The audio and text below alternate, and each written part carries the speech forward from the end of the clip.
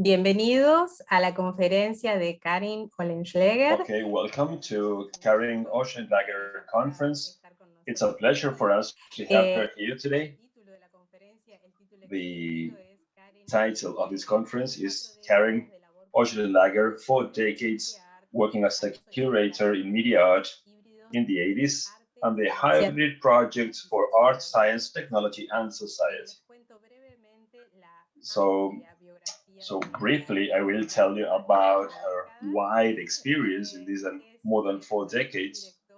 She's currently the artistic director of LABoral, that is the Art Center and Industrial Creation in Gijon, Spain. And she's also a historian, a scholar, and a curator who has focused on media art.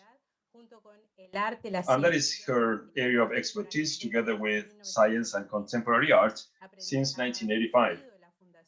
She has chaired the Banquet Foundation of Art, Science, Technology, and Society from 1998 to 2006, and the Institute of Contemporary Arts in Madrid from 2011 to 2012. She has co-founded and co-directed MediaLab Madrid 2002-2006.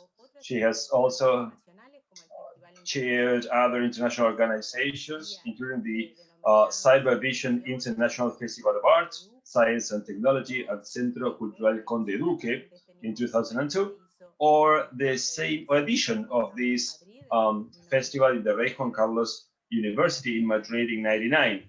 She has also directed the International Festival of Infoarchitecture at the Ministry of Public Works in Madrid, that was in '97, and also the International Cybernetic Art Festival in Tenerife, that was '96. Check out the dates. So she was a pioneer in all these areas. She also directed the International Video Forum at the Museo Español de Arte Contemporáneo. That was in Madrid in '86 and '88. Before that, she coordinated the Espacio P, that was from 1985 to 1990, and that was the first independent performance, music, and media art space, and that was founded in Madrid by Pedro Garhel. Among her projects, and I'm just going to mention some of them because there are way too many. There are many works. Among them, we can highlight When the Butterflies of the Soul Flutter their Wings. That was a production related to art, neuroscience, and artificial intelligence. That was part of the LABoral Art Center. Also, art and artificial intelligence. That was in 2020. And she worked with Pau Walder. She has also carried out some other projects like Eco Visionaries, that was co-curated with Sabine Hibelbach and Yvonne Volkart. They belong to the House of Electronic Arts in Basilea, Switzerland. She has also been part of the Media Mutations at Tabacalera in Madrid, that was 2015. Art and Artificial Life, especially the proposals by the Telefonica organization, also known as VIDA. She was the curator from 1999 and also in 2012. There were also a retrospective project at the Centro Atlántico de Arte Moderno, in La Regenta, in the Cultural Center in Las Palmas de Gran Canaria and Tenerife. There was another exhibition that is Ecological Strategies in Today's Art, and that was carried out in Basilea in 2007-2008. There was a trilogy Banquet, Notes, and Networks, that was also part of the LABoral Art Center in Gijon, and she has an endless number of publications in Spanish and in English, some of them related to the exhibitions. There are many examples of these. She has also worked in different foundations, like Media Mutations, as we have just mentioned, y estrategias ecológicas en el arte actual, publicados and por also retrospectives and ecological strategies in Digital. today's arts, and that was published in Valencia. Digital Transit is another project carried out by her. And we can continue listing this never-ending list of publications and work by our speaker today. Karin, welcome. You have the floor. As you can see, you are surrounded. We have people from the States to Uruguay. Thank you very, very much for being there. Delma, thank you very much to you and all the team in Instituto Cultural Uruguay for inviting me to this talk on my 40 years as a curator.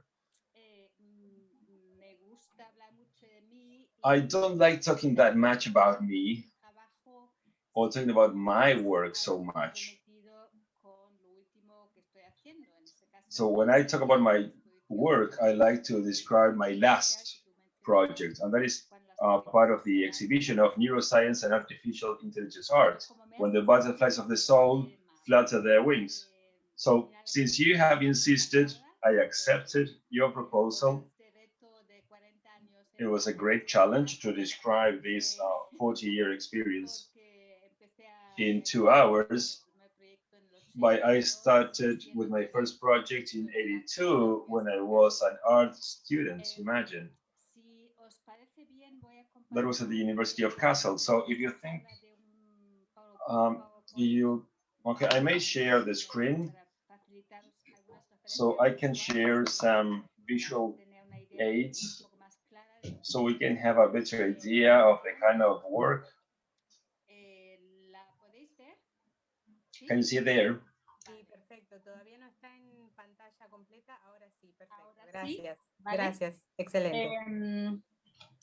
Entonces, haciendo memoria. Okay, so thinking back in the 80s, since the 80s, I have been actively involved in the development of media art.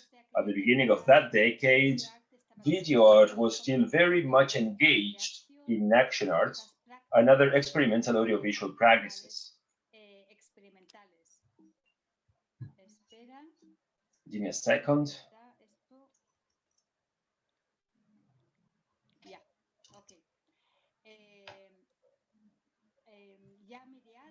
Already in the mid-80s, it began to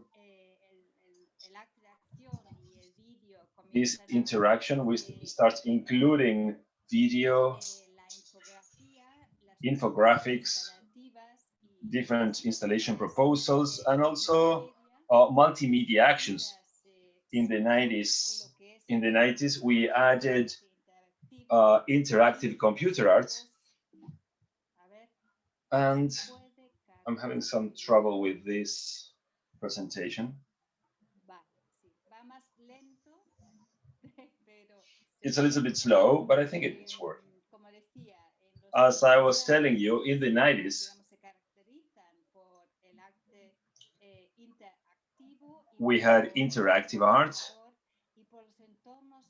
using computers and also virtual and immersive environments, including virtual reality. And at the time, it was also the beginning of net art with pioneering artists, such as, for example, Antonio Muntadas. From the beginning of the new century, the trends of the so-called media art have increasingly opened up to other hybrid systems. Artists now worked interchangeably with genetic codes, computer codes, with atoms and bytes. In the case of CAC, for instance, to connect and make visible the increasingly intertwined relationships between our physical world and the digital world. I would say that during the first stage of computer art, the tendency was to immaterialize and digitalize the physical world. Meanwhile, in a new stage since 2000, and motivated by the first generation of digital printers, the process is the other way around. Now they are rematerializing the proposals. They start from an original environment on the screen, and then they transform that into an object. So now the ideas then become something physical that you can touch. Just 4 decades ago, it was almost impossible for most museums and galleries to acknowledge video art or to recognize video art as part of a collection. So, something similar happens today when for most centers it is inconceivable to acquire a work of art in a DNA molecule. As you can see it here in this image, these are some recent projects by Hellman. But such art projects are already being realized. As you can see here, that was produced for a monographic exhibition of Lynn Hirschman in Basel in 2018. While all this remains an exception today, I promise you, I'm telling you, remember that this in the future won't be so, it won't be an exception anymore. Artists like Lynn Hirschman, Eduardo Kac, or Guy Benary, who originally come from the field of performance art, from poetry and other experimental audiovisual practices, today they work with DNA sequences, bioprinters, cosmic rays, AI, big data, and they also work with social networks, global social networks, as they did back then with videos, films, or radio.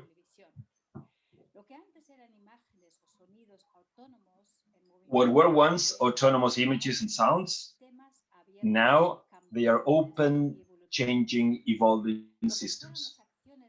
What were once individual local actions in squares and streets, now they are collective action spaces interconnected in global social networks.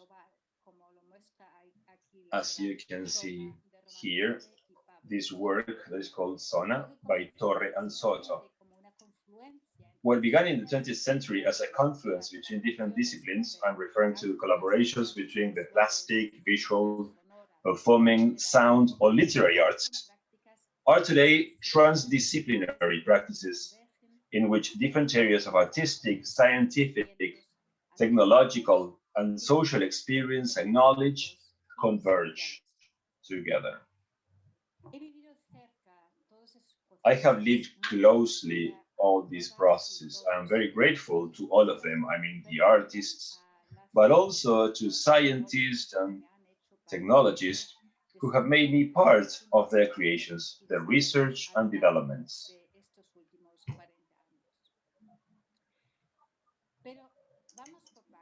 But let's go by parts. The 80s. What do we remember about the 80s? So here you can see an image from Wikipedia. You can see AIDS, Chernobyl disaster, the fall of the Berlin Wall, the fall of the Soviet Union, or the beginning of the World Wide Web. This is the era of Reagan and Thatcher neoliberalism, the privatization of large public companies, the commodification of audiovisual culture, music, and art. This is the rise of the macro shows, the art fairs, the new contemporary art museums. But it is also the time of the no future punk generation. This no future generation that has been dragging on since the mid-70s. I studied art history and I specialized in action art and all kinds of artistic manifestations committed to political and social life, to media criticism, gender, or environmental issues. So the performance artists were already working with photography, with Super 8 or video to record their work. but around the action had begun already since the 60s, that was 20 years before that. They had begun to interact with artists from other experimental fields, such as music, poetry, sculpture, but also at the time, there was already a very active connection between the plastic arts, the visual arts, and the sound arts with the new technologies and the communication. At the time, I was studying at the University of Kassel. One of the singularities at the time, there was at that university, there was a very interdisciplinary line of work. And that combined the relationship between the different schools. We have different practices that were classified per project. That's how I became part of a working group that was called K18 in Stockvessel, and they were organizing the K18 exhibition in the former group. Let me see, give me a second.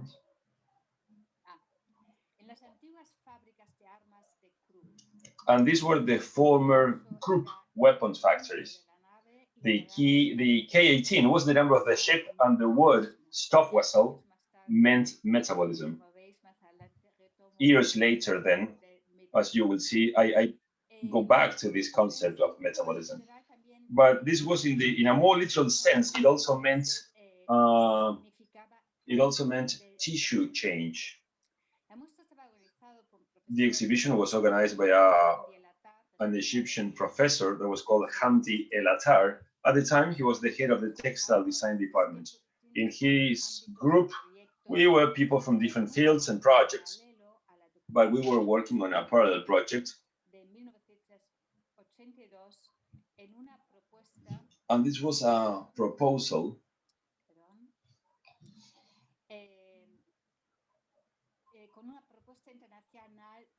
And this was a very ambitious international proposal of artworks linked to different processes of transformation of bodies, skins, fabrics, and other soft materials. It was the Documenta, and that was the name of the project. And here you can see Joseph Beuys. And here he initiated the project of planting the 7,000 oak trees in the city. That action really marked me deeply. At the time, I was only 23 years old. I was captivated by the charisma and the political statements and the environmental statements by this German artist. But that year, I was also impressed by the action of a young Spanish artist that was called Pedro Garhel, who had implemented an action at a friend's place that was also within the program that was parallel to Documenta. That was right opposite the Fridericianum Museum. 2 years later, on a trip to Madrid, I visited his Espacio de Performance. There was a semi-basement in the heart of the city. To tell you the truth, I was enthusiastic. I was fascinated by this place. This group of artists dedicated to rehearsals, courses, experimentations, and productions of actions, everything related to music and poetry, audiovisual, and installations. These were multimedia installations. I worked with them for 6 years. When I was at the Espacio P, I founded, together with the Viennese gallery owner Greta Insam, it was the first video art distributor, we created Alliance Video Arts, so we can make all these actions visible. All these projects, audiovisual projects, all these performances, we wanted to make them public. So between Madrid and Vienna, we distributed a wide program of audiovisual works that the artists were producing from both spaces. But soon, we included works by other international creators into the process. Those that interested me were the performers like Ulay and Abramovic, Joseph Beuys, of course, but also work by great women such as Bali Export, Max Almi, Rosenbach, Lydia Chopin, and many others.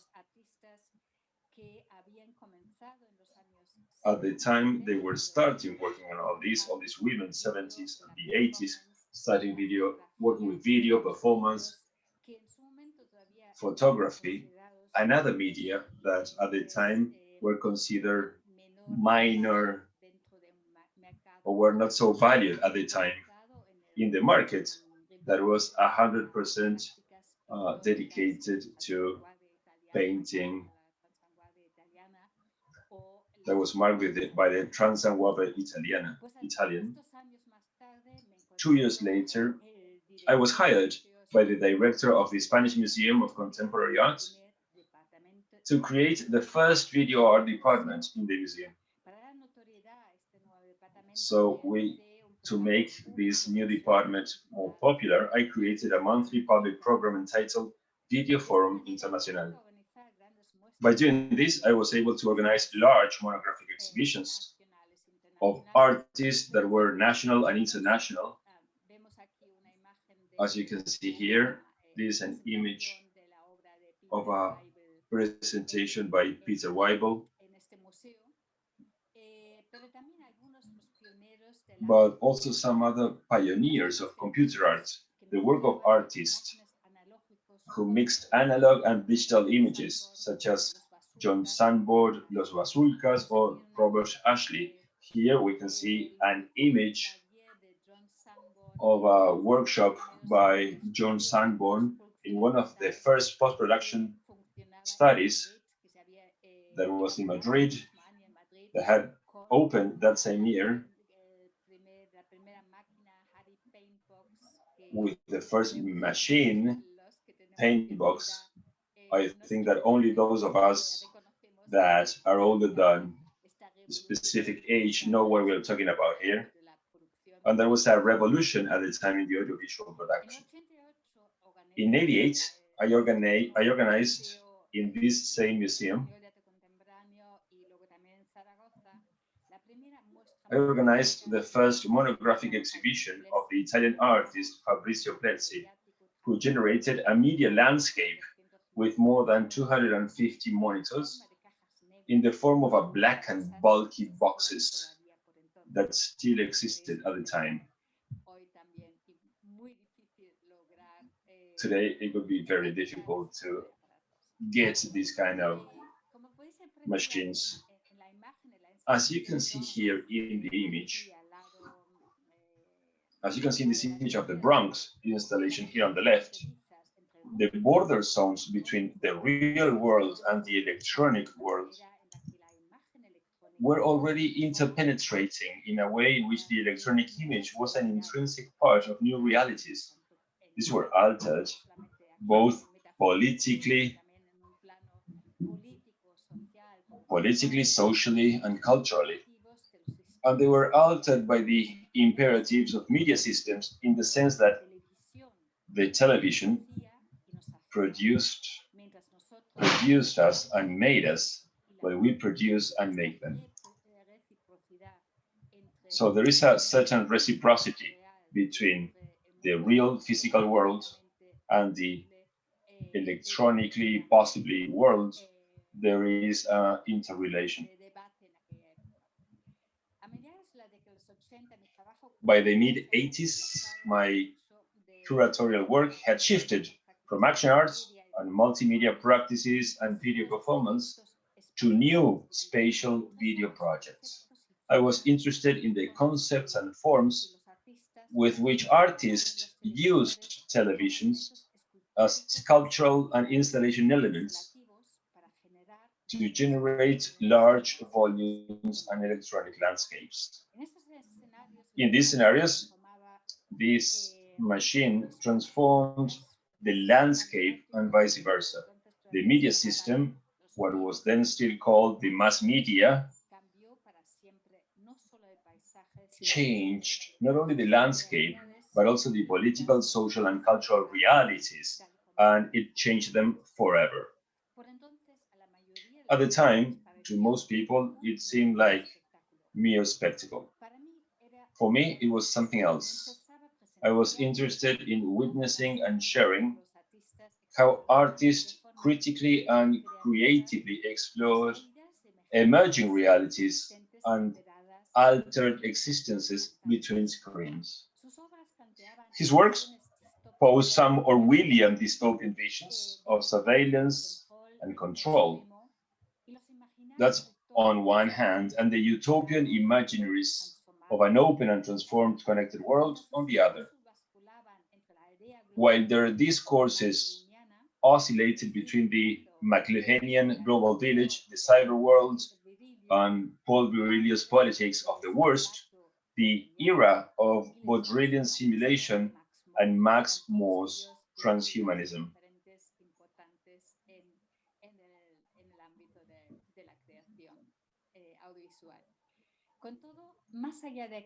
However, beyond those sociological studies, philosophical reflections, or visionary premonitions, few could have imagined that 30 years later, our lives, our work, our leisure and business space were going to unfold between screens.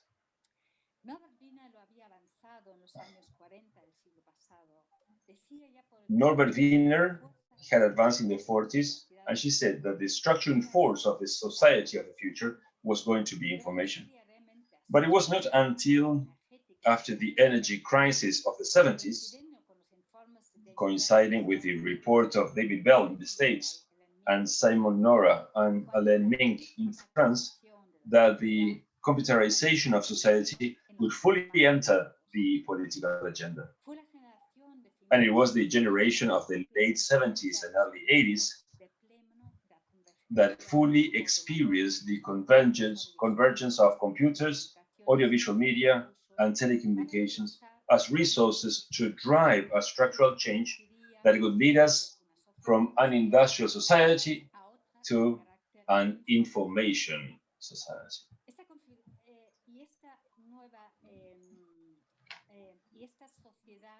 This new society would create its reality from new configurations between the material world, made up of atoms, and the information world, made up of bytes. The work of video or performance artists of the 1970s, those that I have already mentioned, like Pike, Weibel, Birnbaum, Hirschfeld, or Almy, and many others, had seemed to me, in this sense, very premonitory. Sorry about the interruption. I think we're stuck on one image. I don't know whether you... Estamos en 1989. Okay, exactly. Okay, so we're in 1989. Yeah, exactly. This is the 89. So their works confronted these new multiple and simultaneous realities, increasingly permeable and interdependent. In fact, artists were actively participating in the deconstruction of new audiovisual language on one hand, and in the reconfiguration of other codes and narratives on the other. In the summer of '89, when I was already 30 years old, the Holy Solomon Gallery had invited me to New York to attend an exhibition by Pike. She was then also working with Gordon Matta Clark, William Beckman, or Laurie Anderson. But that is New York, and from New York,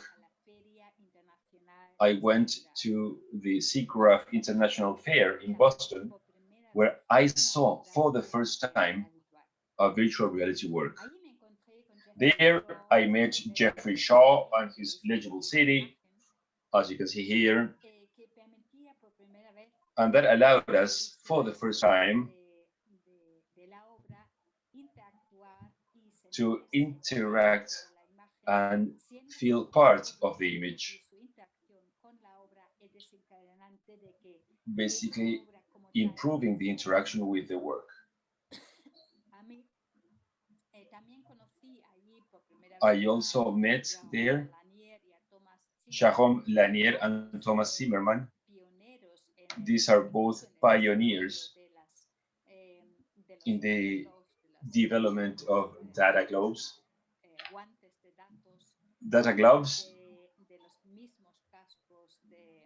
and the same helmets, this virtual reality helmet, they had worked in Atari at the beginning of the 80s,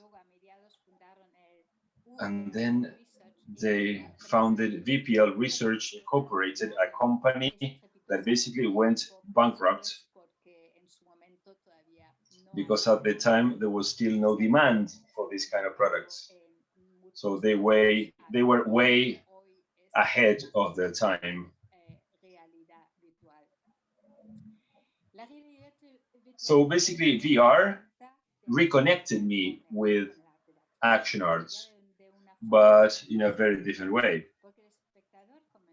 The viewer was, as I told you, the viewer was no longer in front of a screen through which he was contemplating an image. Now he was already inside the work by wearing those helmets. The image, and with it, the work, only existed as long as you interacted with it through your breathing, your body movements, or your voice. Virtual and interactive works made visible, in my opinion, a key aspect of quantum mechanics. And this is for me the mother of all digital devices with which we handle or are handled today. There was a physicist, a theoretical physicist, David Bohm, expressed it wonderfully in his book, Totality and the Implicate Other, when he said that what exists is the very process of coming into being, while all objects, events, entities, conditions, structures, etc., are only temporary forms that can be abstracted from this process. In 1996, in the exhibition Virtual Art, Cruel Reality at the Monterey Museum, I showed all these works of some by the pioneers of the time, such as Monica Fleischmann and Wolfgang Strauss. I don't have a picture right here, but there's a great conference of their work in the YouTube channel of Anisha Cultural. I strongly advise you to watch that. Also, Chrisma Sommerel and Laurent, Raphael Lozano Hemmer, Chad David, Jeffrey Shaw, or Jim Scott. But before going on talking about interactive art and virtual reality in the 90s, I would like to mention here an event that at first seemed so unreal.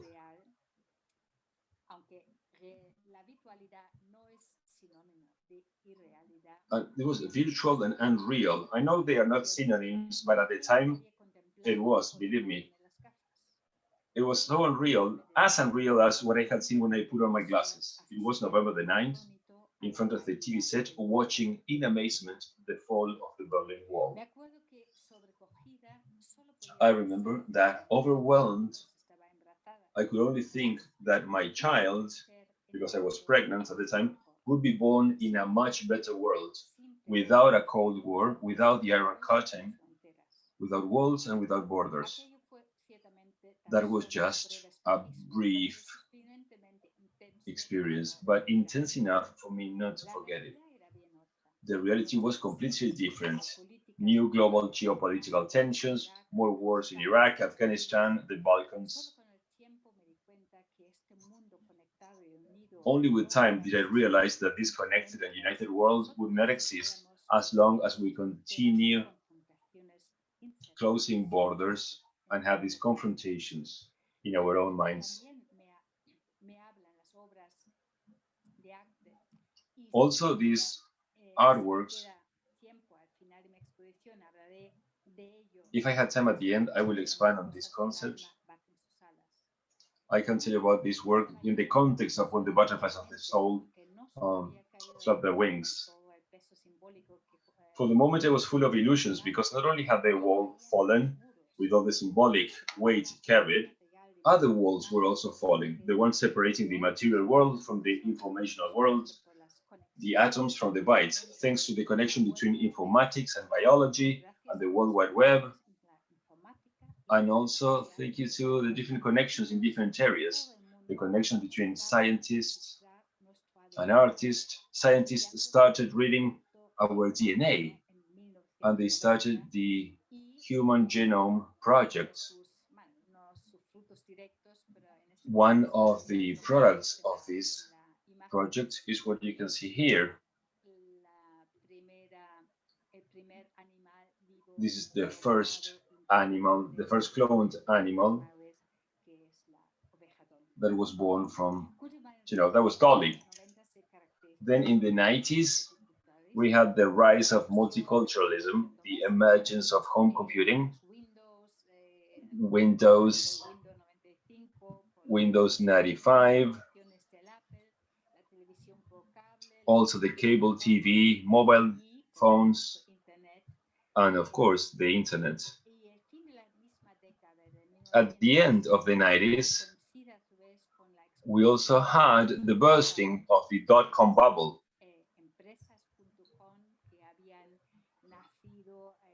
And the collapse of all these companies, .com, that bankrupted more than 5,000 technology companies that had started projects in the most developed countries. Between the initial euphoria and the frustration that followed, initiatives such as Daniel Garcia and Duhar's Technologies to the People, but also the Electronic Disturbance Theater,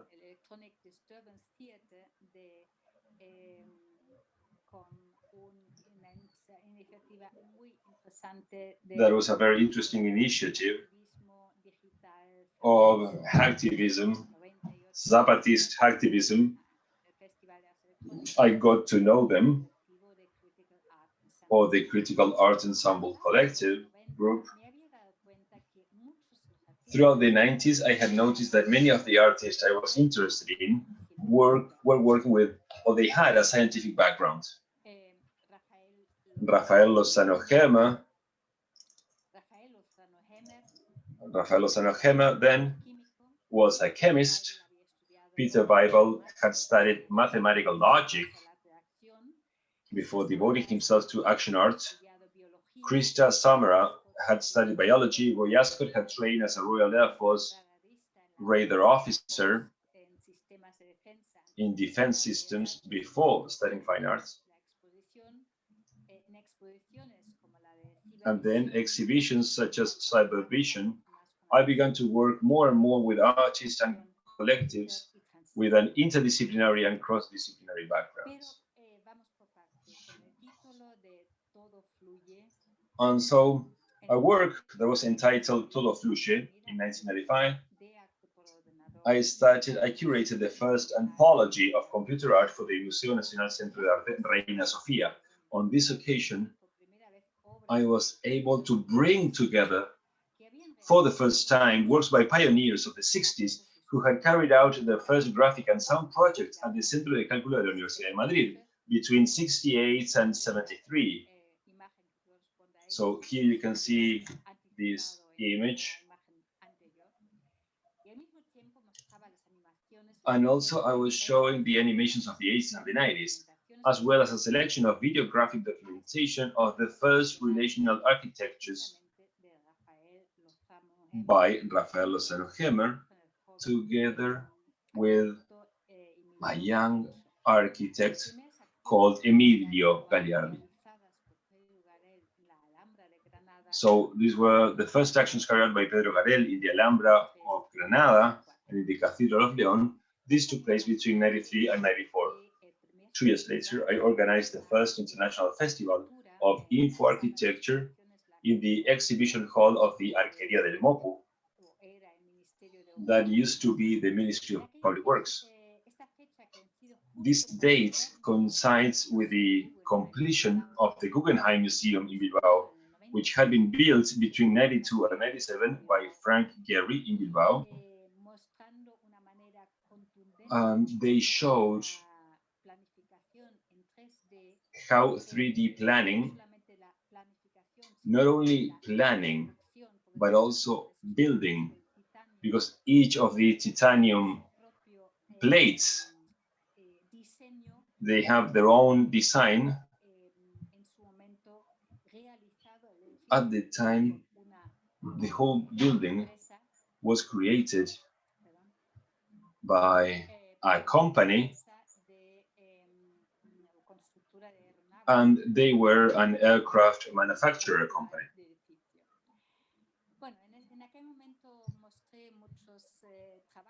At the time, I showed different works that show this combination of architecture and IT. I was very interested in that.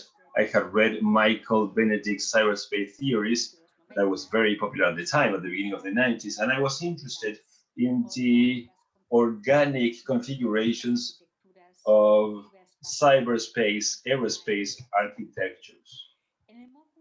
At the MOPU, I showed an emerging collective of Catalan architects, Metapolis, led by Vicente Galart and Manuel Gausa of Actor Architecture in Barcelona.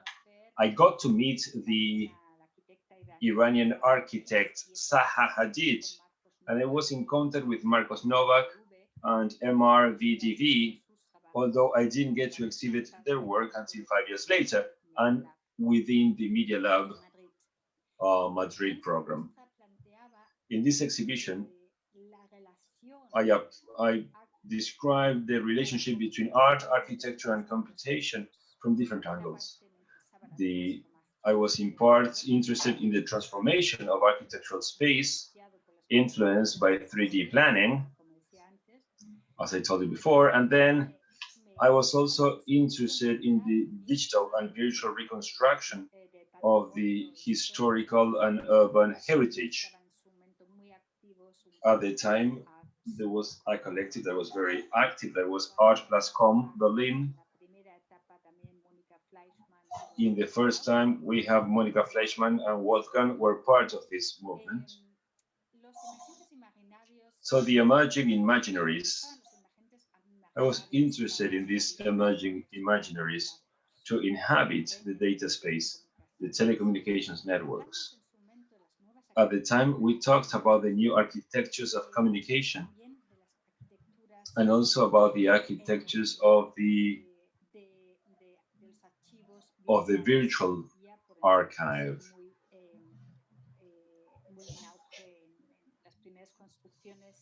That was started to be very popular, and it was Monica and Wolfgang, the pioneers in these areas. At the end of '97, I was invited by the Museo of Monterrey to curate a virtual art rural reality with works such as interactive plant drawing. Christian Sommer, one of the authors, I met him when they got an award. They got an award in Ars Electronica in '93. Monica Fleischmann and Wolfgang Strauss, Jeffrey Shaw also, and many other artists that were working at the time, and they were very popular in the interactive virtual art. I propose an immersion. All these projects propose an immersion of interactive art, immersive spaces in which action art and new media converged. In this case, the performer was not the artist, but the audience, and the audience became a user and an active part of the work. These kind of projects were part of the '60s. But in this case, we're talking about the immersion of the user within the work of art.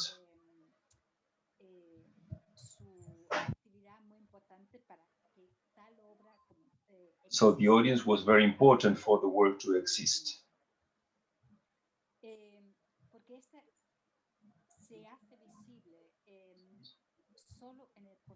This becomes visible only in the process of interaction of the spectator with the architecture of communication, encoded in the program and in the structure of the work itself.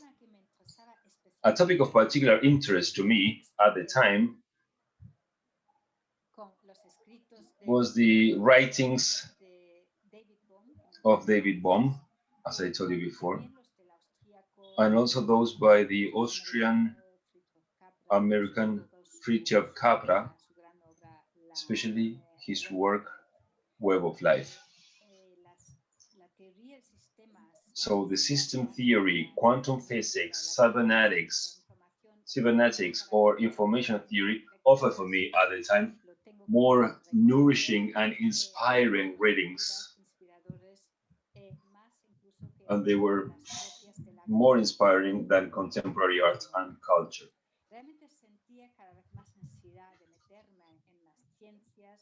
I felt the need to get into the sciences as a conceptual basis for the technological development. I needed to understand machines as externalization of the show of our own thinking. Until then, the art, at the time I was working a lot in communication, psychology, sociology, anthropology, politics, and topics related to ecology. But in the 90s, these fields only served me in part to understand the new artistic imaginaries and narratives of virtual and interactive environments. Therefore, I needed to get closer to mathematics, engineering, physics, or biology. Indeed, I had noticed that in 20 years, the art-life discourse had shifted from a more political, social, and environmental context to a more techno-scientific one. Inspired by the advances in genetics, the access to the code of life, the Human Genome Project,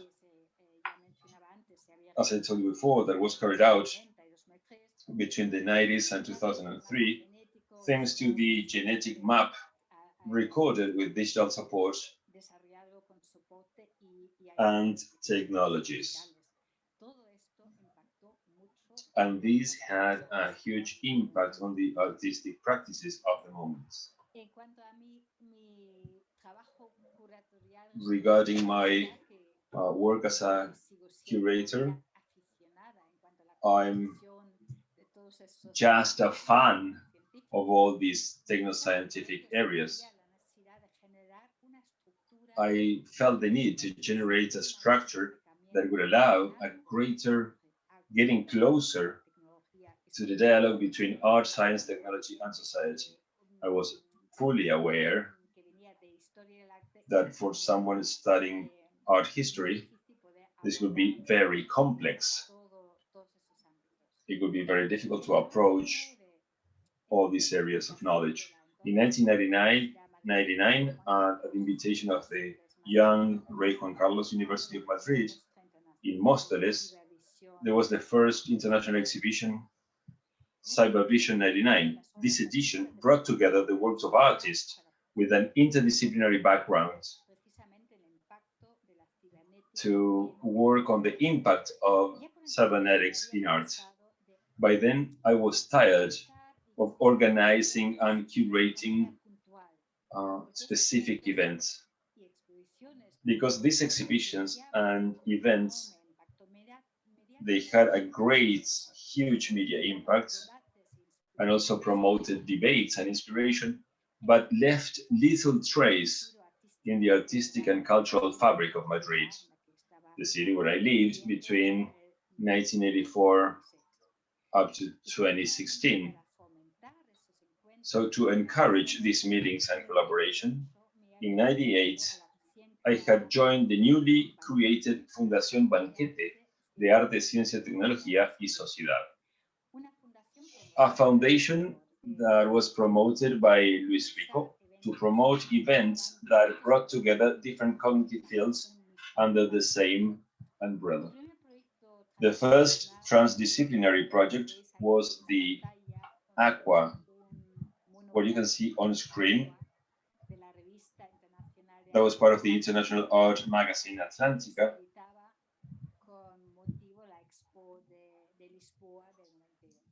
That was because of the Lisboa exhibition. It was co-directed by Luis Rico and Antonio Saya. These were the directors of the magazine.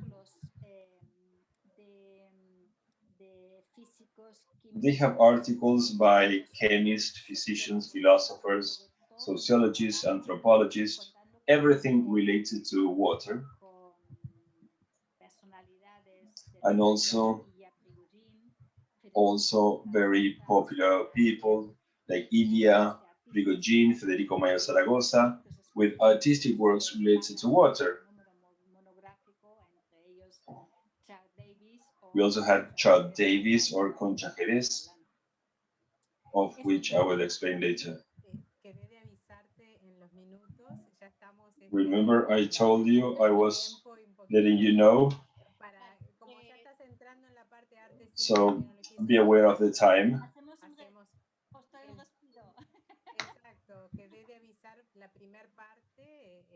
So remember, I told you this is the first part. There are two components. The first one has to do with the 80s and the 90s. So maybe we can ask the audience. Maybe you can stop sharing so we can see all the attendees. And then in the second part, we're going to be talking about technology, science, and society.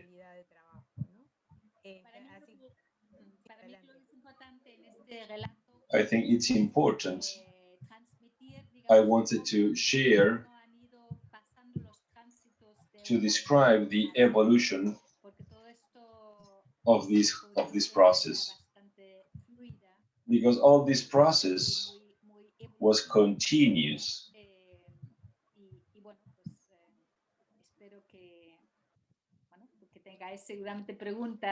So if you have questions or comments, that's all right.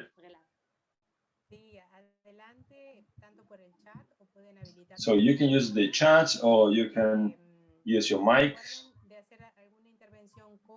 Remember that if you make comments, they should be short.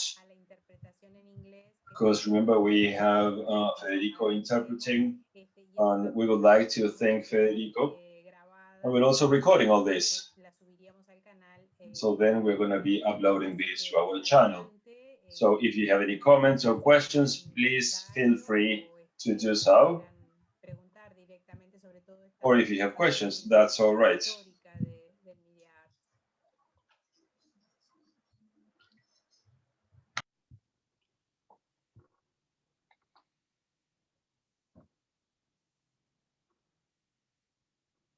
Sí, Jimena Pena, adelante. Ok, Jimena.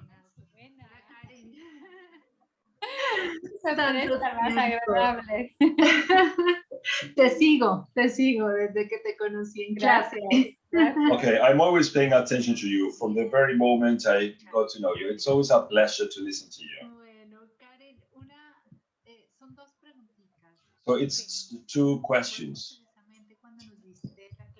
I remember when you gave that lesson in our master's degrees, you share an example of a group that was working between New York and LA in the 70s, and they were using video conferencing and intercommunication. Can you remind us the name of that group?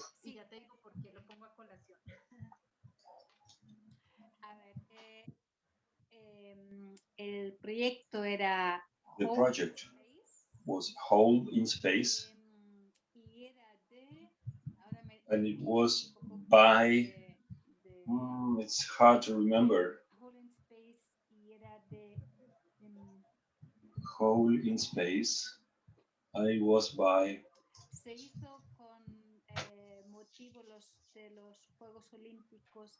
It was organized for the LA Olympic Games.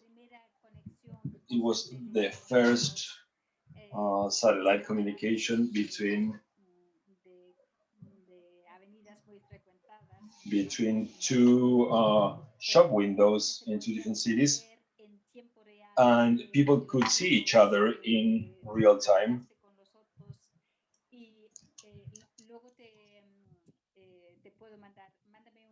I can, if you send me a message.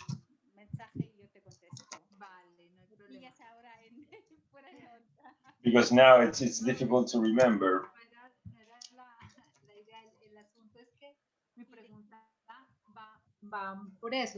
Because my question was related to that. It's amazing that future perspective that they have, what you shared. It's incredible that you created that chronology. As you were surprised by this in the 70s and 40 years ago, of course, that was. I would like to know which other example you have of current artists that you see that they are like 50 years ahead of their time, as it happened with these people.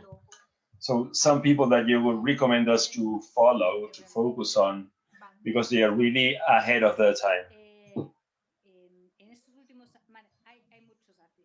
There are many artists that are clearly ahead of their time, especially in AI, in artificial life.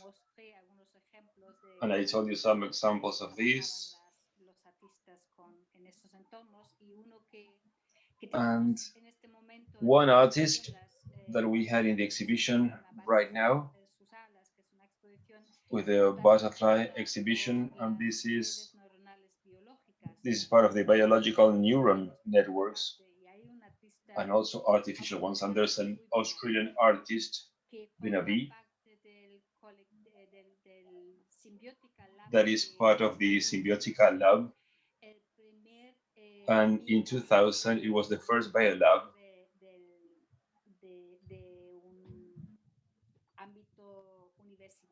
that was part of a university program in Australia.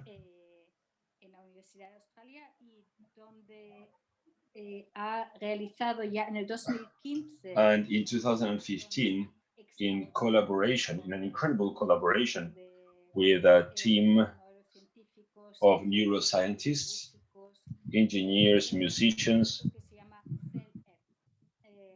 the project that is called Cell F. There is a petri dish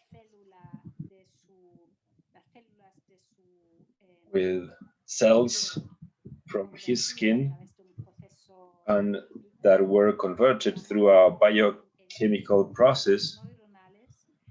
They were transformed into neurons, and they are connected to a huge amplifier and an analog synthesizer. And they get, with the help of the scientists, what they do is that these neurons react in real time to music. So there's a jazz concert, and basically they interact with the neurons and the sound produced by the musical instruments. I think that piece of art, that work, is incredible, and it's right on the frontier of what art can get today. And once again, we see there's a huge performance component.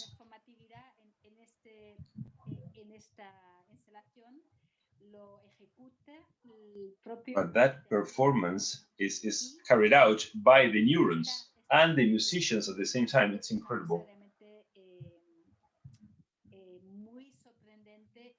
It's amazing. And it's a very clear example of a work that is impossible to carry out without a very intricate work between scientists, engineers, and artists. And there are more examples of this. I would like you to see the YouTube channel where we have all the audiovisual documents and all the conferences that we have organized regarding these kind of works. Artists today that are working at the frontiers of art are working on that. In that area where art, science, and technology are combined together and dealing with uncertainties about the impact of all this knowledge and the impact they have on the human condition.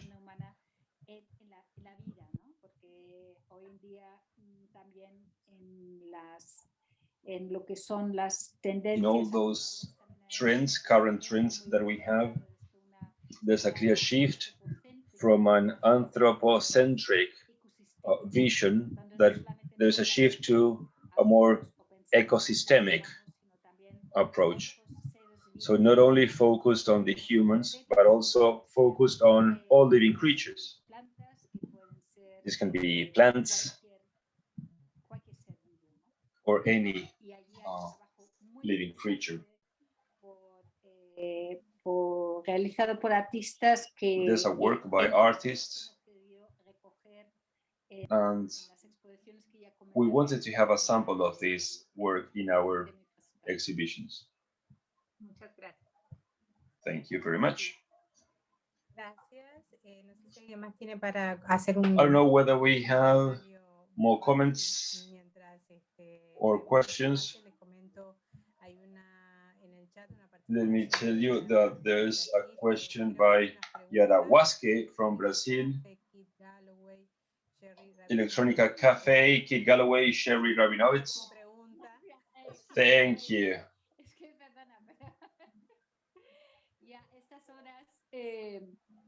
Que son las 8, después de un largo día de Yeah, because here it's 8 p.m. after a long day of work, so my neurons are not that active at this time. Thank you very much for that. Kit Galloway, Sherry Rabinovitz, yeah.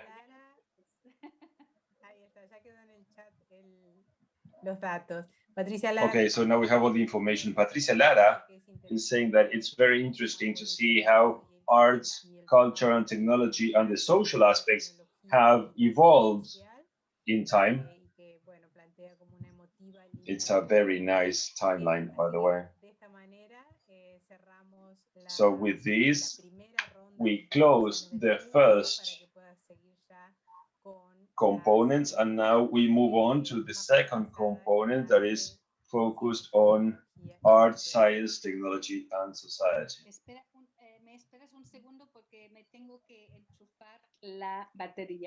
Yeah, give me a second. I need to plug my computer.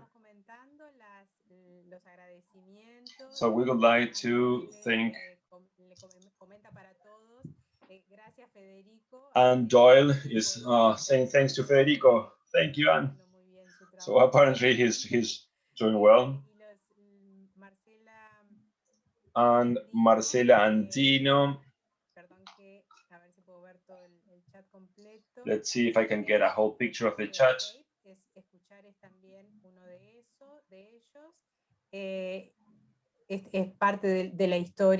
So she's saying that it's a pleasure to listen to all this history of art. Thank you, Marcela Andino. So if you have more comments, just let us know while we wait for Karin to plug his computer and getting ready for the second part of this presentation. Me gustaría plantear una pregunta que quizás so I have a question that maybe would be interesting to answer at the end. She quoted two scientist authors from one, and she said Capra. No, I didn't quote Capra. I quoted Wien and Bonn. I don't know the second one, but the first one is a scientist.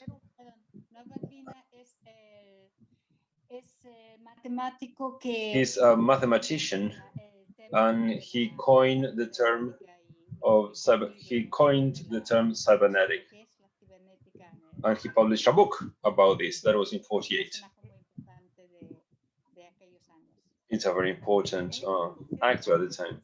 In this combination of art, science, and technology, where we have these experts,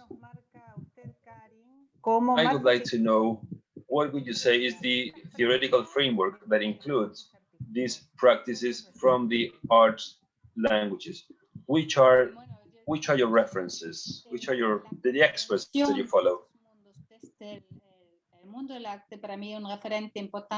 Me, a leading author at theoretical level, right, is Roy Ascott. Peter Weibel, of course. Theoretical level, he is also for this.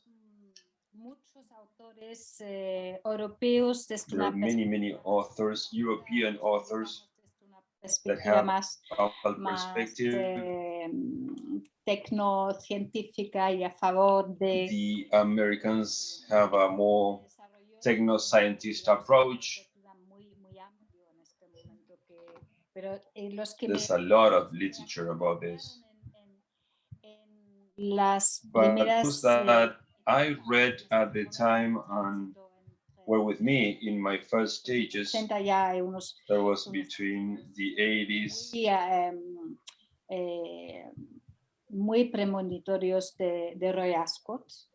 Because in the 80s, we have many books that describe the future by Ascott and many others, and European philosophers like Virilio,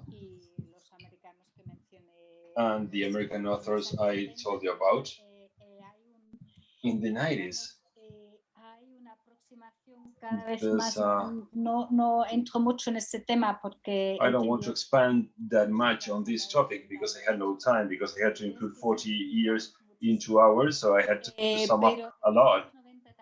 But in the 90s, it was very important, all those books published around the net paradigm, the network paradigm, at cognitive level, at social level, geopolitically.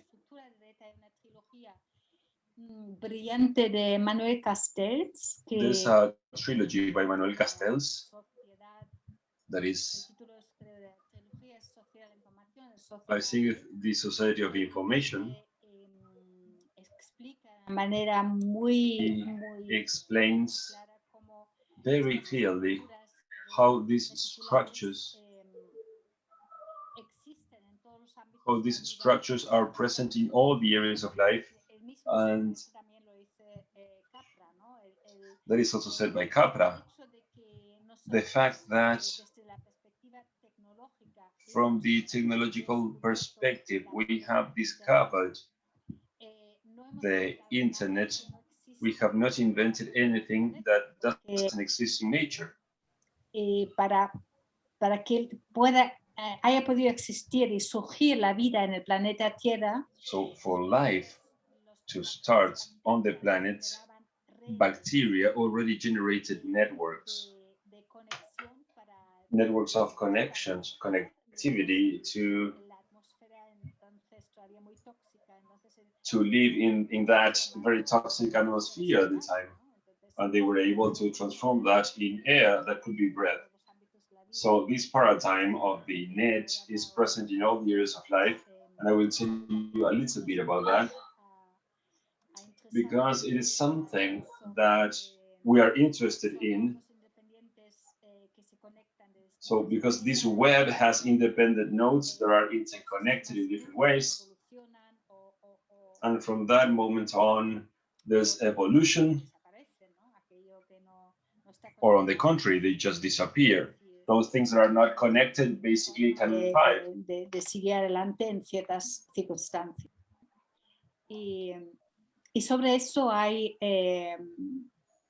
bastante literatura que en los años 90. And there's a lot of literature about that, especially in the 90s. Puedo mandar luego también algunos referentes. I can send you some information about this, and I can send the material to Delma, so Gracias, muchas gracias. she can share that with you. Thank you. Adelante, seguimos con la segunda parte. Vale. Volvemos. Okay, so we move on. So I'm going to share screen once again.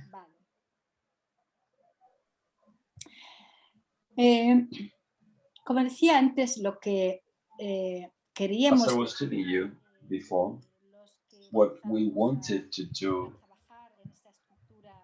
those of us that were working in this structure of this banquete and the dialogue between art, science, technology, and society, was to generate some kind of environment that is inter and transdisciplinary, so we can have all these connections and make them possible.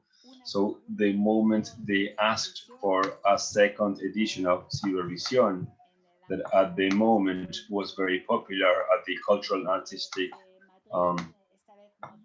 environment in Madrid,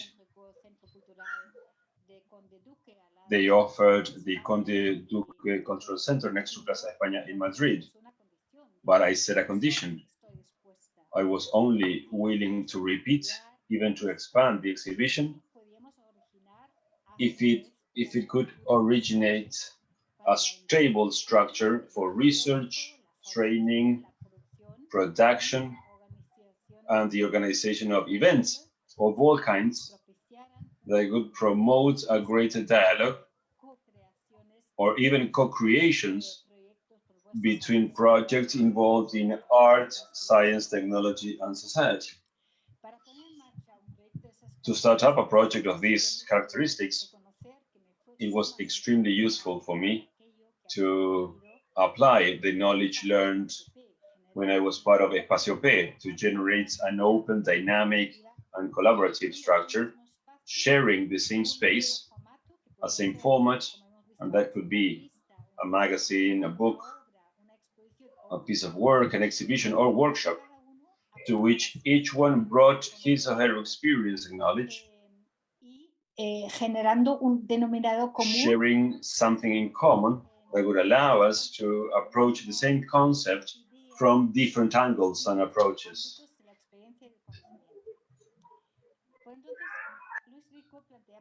So Luis Rico, at the time, used the metaphor of a kitchen with a good selection of ingredients of different kinds, textures, tastes, and flavors, all of them very fresh and recently harvested. So all this was well prepared and with the right source, of course, and that would allow us to connect the ingredients and the diversity of knowledge and flavors, everything combined. I didn't want the concept of kitchen. I thought of more of a concept of an open and shared laboratory. A ver si ya puedo seguir. So then in 22, give me a second.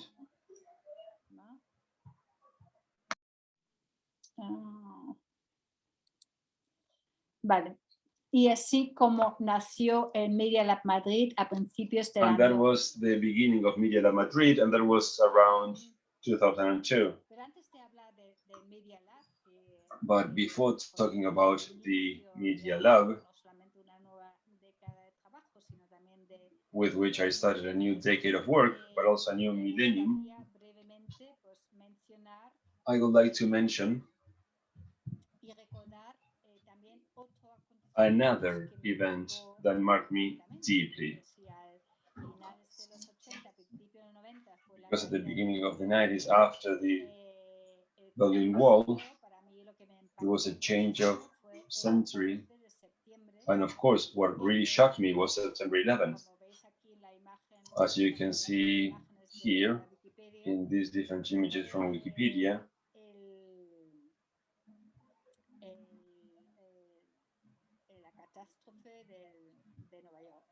the New York catastrophe. I clearly remember that moment. I was in Colonia with a group of artists and curators invited by the Goethe Institute to get to know the largest media art centers in Germany.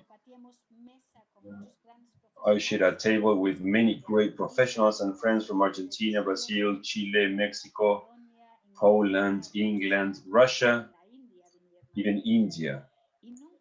And I will never forget that moment when Axel Wirth from Video 235, that was the coordinator, he interrupted the presentations because we were all together in a huge table because his son had called him saying that a plane had crashed into one of the Twin Towers in New York. We couldn't believe that. We turned on the news on the big screens where minutes before we had shared our artistic and curatorial projects. And even watching the images of that catastrophe, it was hard for us to understand what was happening at that precise moment.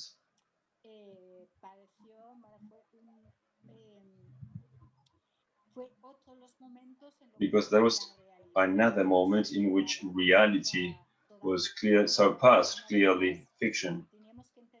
So once again, we understood that the world we call real was very fragile construction, a symbolic and artificial configuration of agents and values capable of destabilizing or collapsing at any moment. We were sure of one thing. From that moment on, the world would no longer be the same.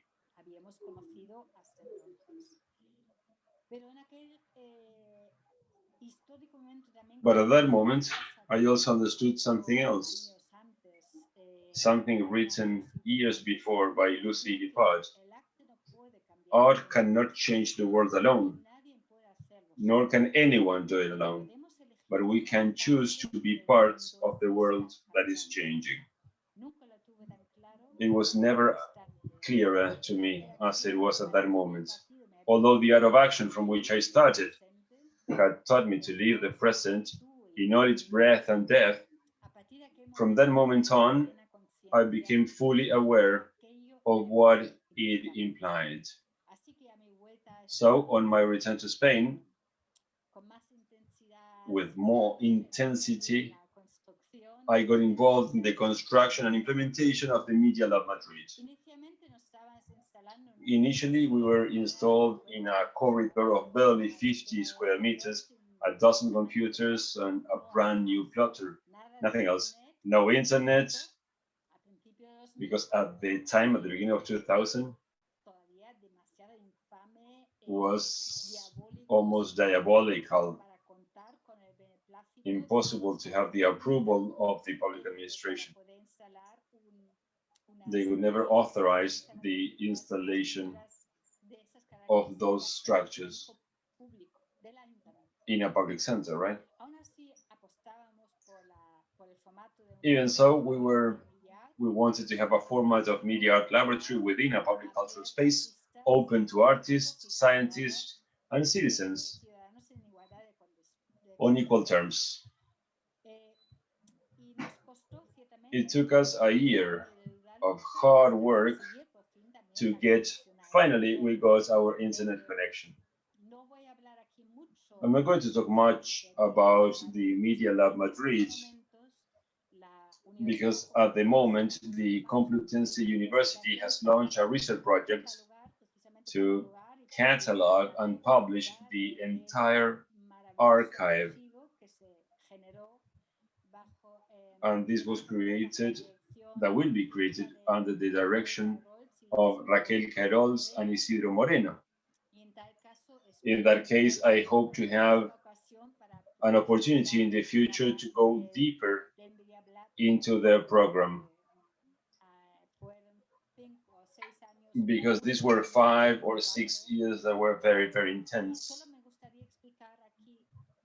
And I would just like to explain here, in a few words, the difference between the Madrid initiative and the MIT Media Lab in Cambridge. The other one was part of a private academic institution, and it's governed by an exclusive university-company relationship, while the Media Lab Madrid is conceived as an open and inclusive laboratory within the framework of a public cultural institution and very open to citizens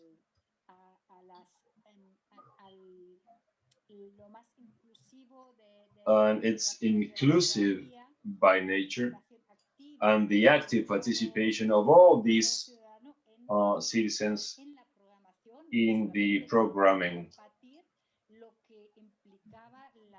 And we wanted to share this digital world and including everything with the citizens.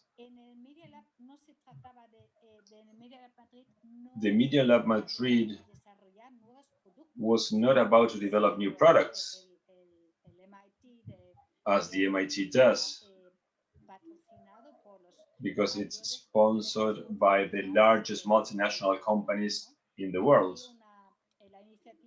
In our case, the initiative was smaller. What we were interested in was to use and promote new processes of dialogue, learning, collaboration, and dissemination and participation in these changing times. The Media Lab Madrid operated for more than 5 years at the Conde Duque Cultural Center. Later, and due to a new cultural policy plan of the City Council, the Media Lab Madrid moved to the Serreria Belga next to Atocha station and changed its name to Media Lab Prado for a matter of rights.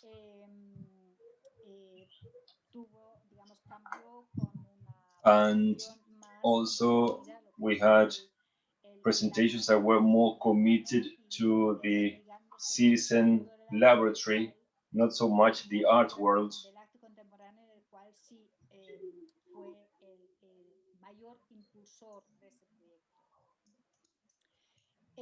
Luego lo que sí me gustaría mencionar que dentro and then something I would like to mention, that part of the Media Lab program, we started a project that were symposiums and meetings that were art, science, technology, and society, that is called the Banquet program.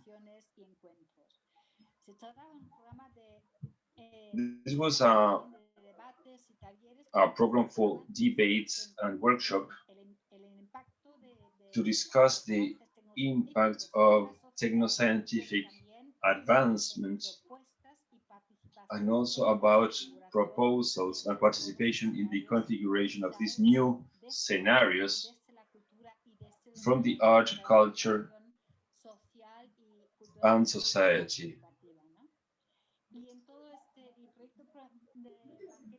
So the Banquet project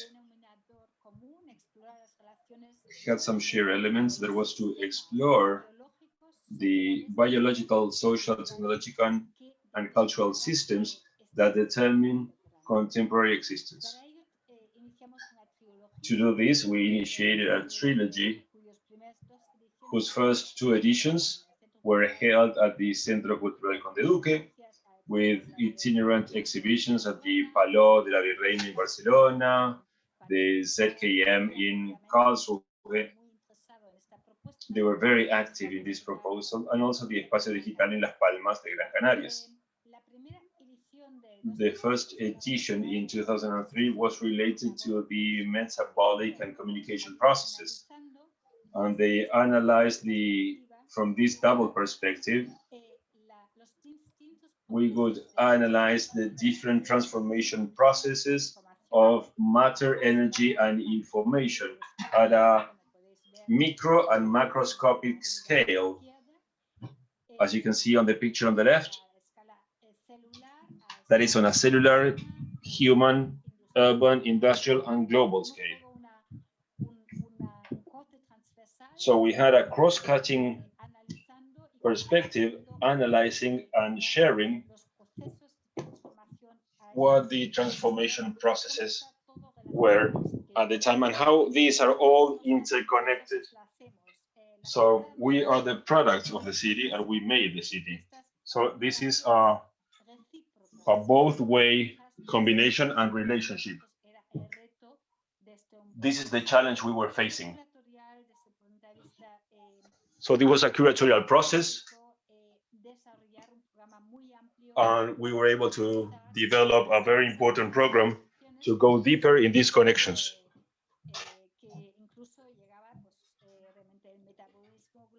And this included the global metabolism, not only the socio-economic or socio-political. So we have the solar system connecting it to the cells in the plants, so they can carry out all the metabolical and photosynthesis processes. In this first edition, we have more than 80 works from the 60s to present day. We have Juan Downey. I cannot mention them all. And of course, boys. And we had ideas by Sam Taylor Wood, Jana Starbuck, Mona Hatun, or the Nobody Research Group. The second edition in 2005, the Banquet had a common thread, the evolving communication. This topic allowed us to delve into the world of codes and languages. So we were able to analyze the first molecular gesture in the language of chemistry through body language, verbal, and even algorithmic programming and genetic language of biology. Among the participating artists, we had Eduardo Cac from Brazil, Golan Levin, Zach Lieberman, Dora Garcia, or Joris, and many, many others. By then, our enthusiasm had already infected a group of biologists, physicists, and astrophysicists, mathematicians, and geologists that were part of the different activities of the Media Lab and the Banquet. Just to mention some of them,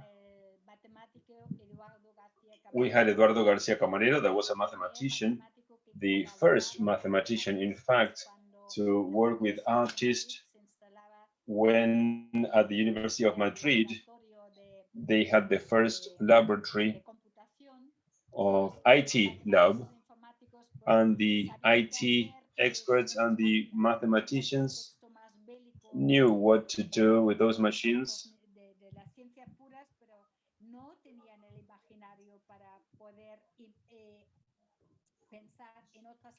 But they couldn't think of other applications that could be useful.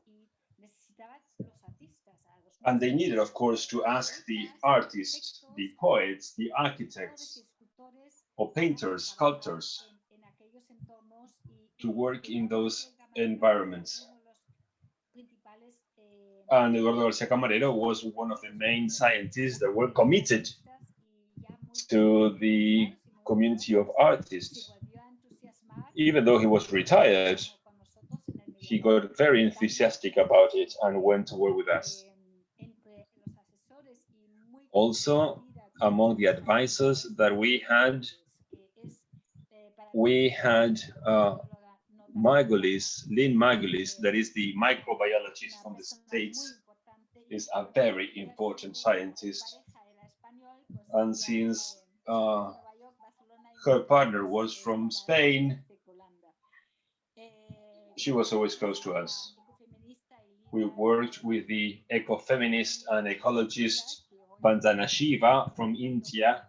She's very well known. She was one of the, we got to know her in one of the first visits to Madrid. We also work with José Luis Brea and Ángel Gabiondo, philosophers, and they were also involved in different activities. Already in 2006, with the Digital Transit Project, the activities of MediaLab Madrid had grown so much that from the initial corridor of 50 square meters, we were able to, now our place was 3,500 square meters, imagine.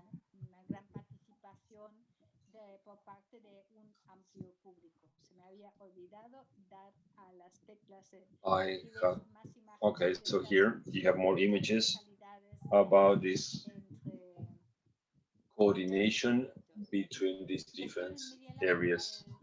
I left the MediaLab Madrid that year 2006 for various reasons, and then I started working in a project, in a research project that is called Ecomedia, and I worked there for 2 years in a co-curatorship with Sabine Himmelsbach, that is the current director of the House of Electronic Arts in Basel, and with the research. At the moment was working in Zurich, but now it's working in Basel, that is Yvonne Podcast. This research investigated the impact of media art on what was known until as the ecological arts. We were interested in works such as those of the Ocean Earth Collective group. This started in the 80s, and they were using satellite images to analyze the maps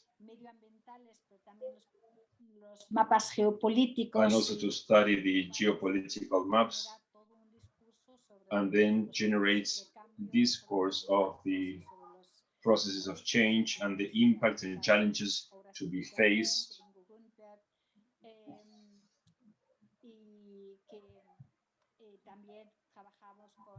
We also worked in this exhibition with Natalie Jeremijenko in Gigomangano, once again with Ricardo Dominguez of the Electronic Disturbance Theater.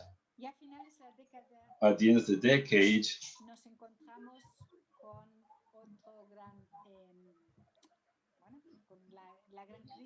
there was another phenomenon. There was the global financial crisis of 2008 that had a huge impact on Europe, especially in Spain. Professionally, I didn't suffer the consequences up to 2012. But I saw people going through very difficult situations in 2008.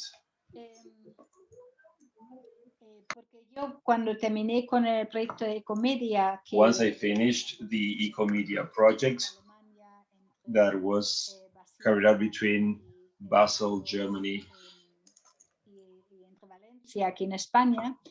and also Valencia in Spain, 2 years later, in 2012, the Telefónica Foundation commissioned me the Retrospective Exhibition.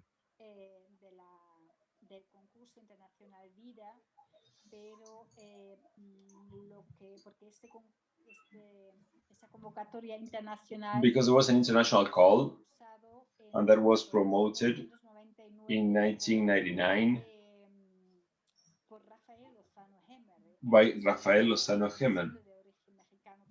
Even though he was Mexican-Canadian, he was living in Madrid, and he was the artist and the organizer and the one responsible for all this work and this call that revolved around the topic of artificial life. And I know it's very important in Latin America because he promoted many artists that were very interesting. and they become known to the wider audience thanks to this event.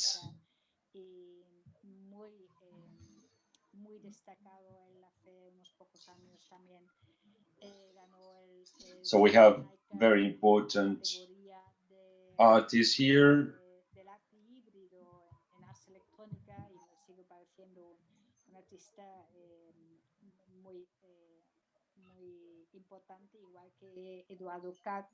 Also, CAC, that was also another very important artist from Brazil. This call was dealing with artificial life in art from different perspectives, and they were in part related to robotics,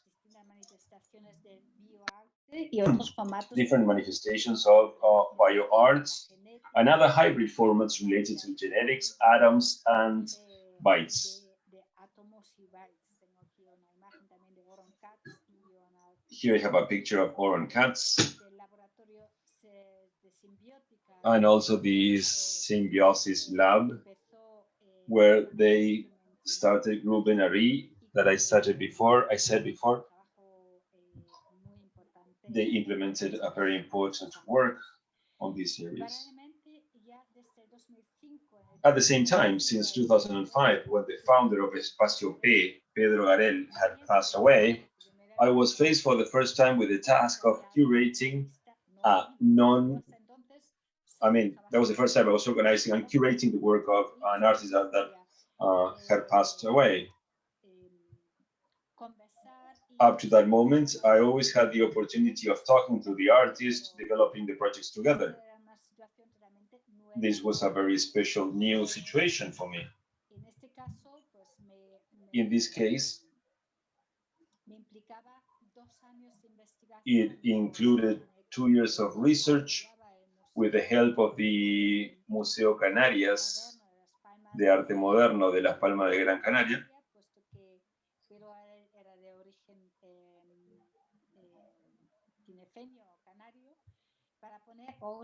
So I got help to put his work in order and generate his personal archive. At the time, I also faced the fact that artists that had spent their whole life working in the performance multimedia art, it is very important. There are many drawings and paintings, video clips, pictures, but the essence of their work is it cannot be hanged on the wall. So basically, there's a file that shows all these practices. So with help of the modern art from Las Palmas, I organized this personal archive of Garhel, and in another project that started in 2013,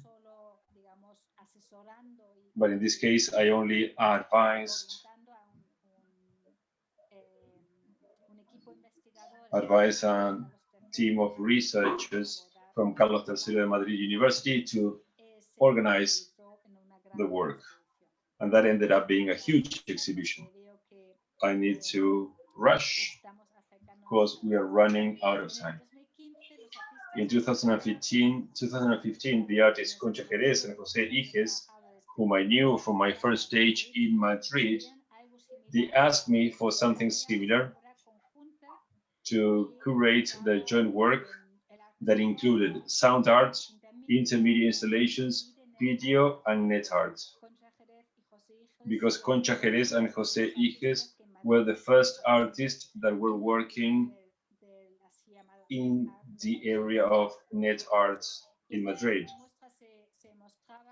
This exhibition was the Media Mutations within the art promotion program of the Ministry of Culture in a very nice place that was a former tobacco manufacturer that's still today an art center. en el 2016, después de haber trabajado 10 años como... After 10 years working as a freelancer, after leaving MediaLab Madrid in 2006, 10 years later, I accepted the challenge of directing an art center, and this center was opened in 2007. That is in the north of Spain, in Asturias, in Gijon. And here I work once again with artists, young artists,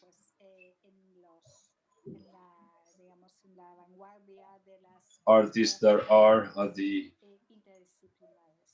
leading the movement of interdisciplinary areas. And this has to do with the dialogue between art, science, technology, and society. Because this center that was created in 2007, right before the huge crisis of 2008, it has very ambitious plans. But LABoral was a center that was in an area of industrial development that in the 80s faced the dismantling of industrial production in the area. There were many conflicts, social conflicts, there were strikes. It was very difficult. Those were very difficult times.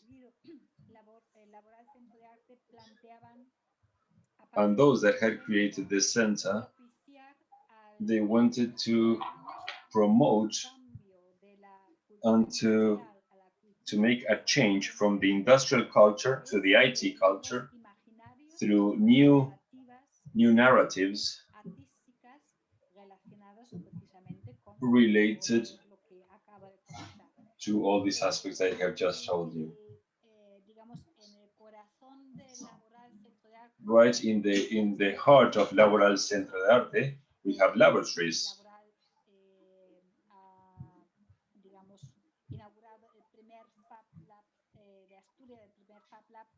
There was the first Fab Lab in Asturias that is working entirely with artists.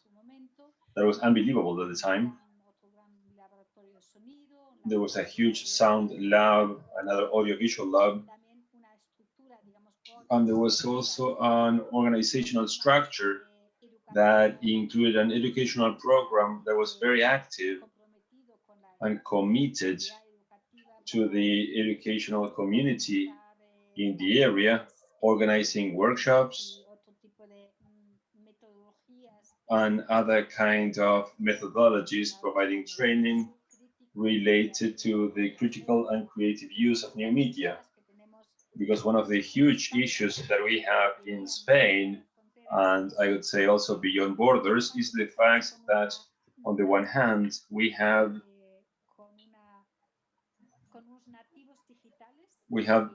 digital natives, young people that were born with a keyboard under their arm, and they knew how to handle all the media. But they are just consumers of this marketing that is basically that doesn't let them any other option. And what we want to have with our methodology, what we want to achieve is to help the community to promote critical thinking and the creative use of these new media, so that they are not just passive consumers, but active participants of the programming audiovisual field, so that they can use and work with all these media, not only in the subject, but to use them in a cross-cutting way, so that literature, mathematics, biology, or art are all using these media in these different areas.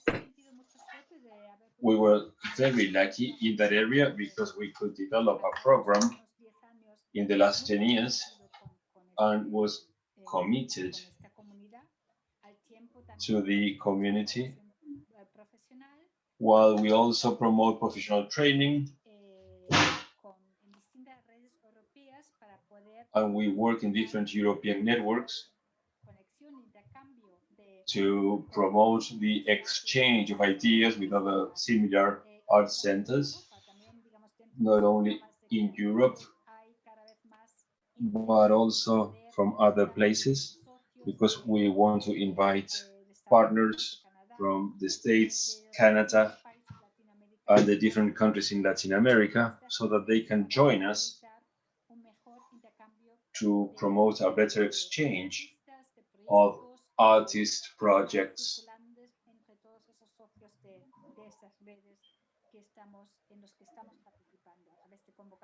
So we can have different calls, invitations to research, and having 1 or 2 months long projects.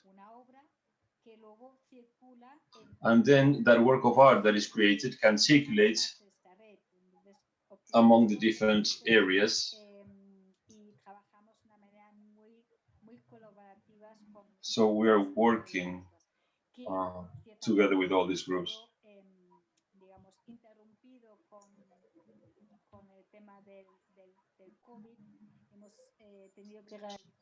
And now, because of COVID, we had to revise many of the activities. Now, most of them are online. So we have worked hard so that all the artists in Spain that were traveling to Kosovo or Dublin, now they are working and we're helping them in LABoral.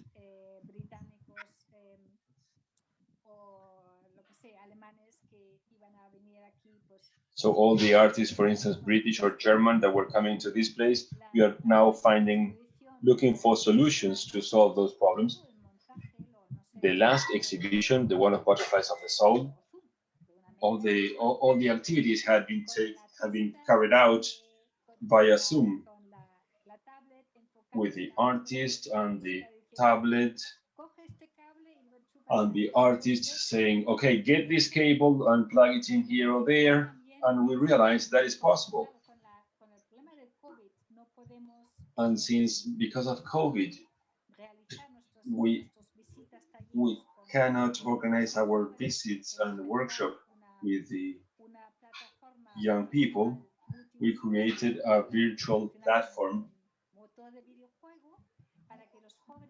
that looks similar to a video game,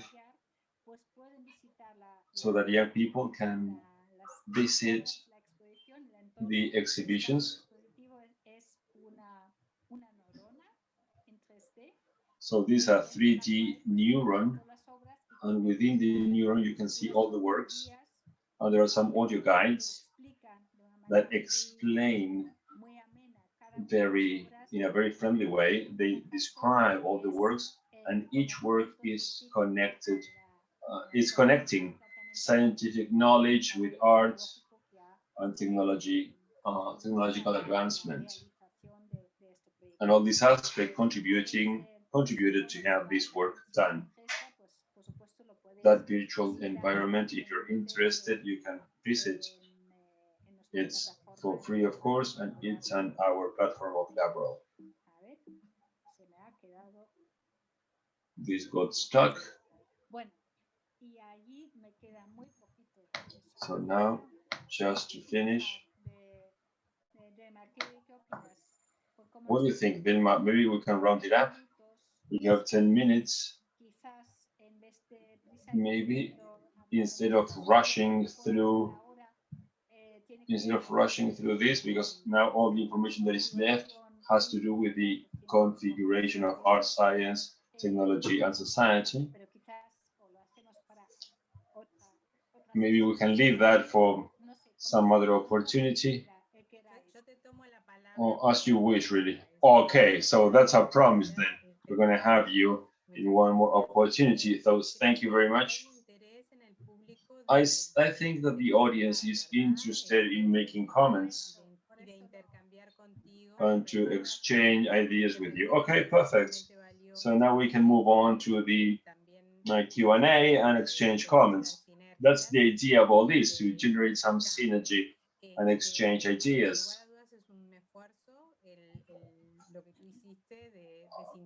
I know it's an effort, it is hard for you to summarize all your work. So maybe you can stop sharing and we can exchange with the audience. Estoy viendo que tengo una conexión. Vale. A ver si yo puedo desde acá. Y si no, ya van abriendo sus... A ver, Antonieta Clune, si quieres abrir tu micrófono y ya comentar, está preguntando, este proyecto es con trabajo de... Okay, so this project, so can you tell us about that? Ahí quedamos todos. Okay, so now we have all the... ¿Me escuchas bien? Yeah, okay, so I can listen to you, all right.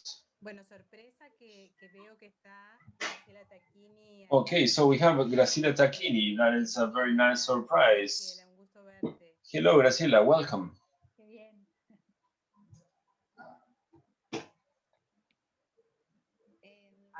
Hola, sí, quería preguntar si este trabajo de I wanted to know of this eco-visionary work. I think it's very, very interesting because it shows the theory you're telling us about. We're in this very complex time of the Anthropocene and this migration to include this new approach when we realize about the importance of other species.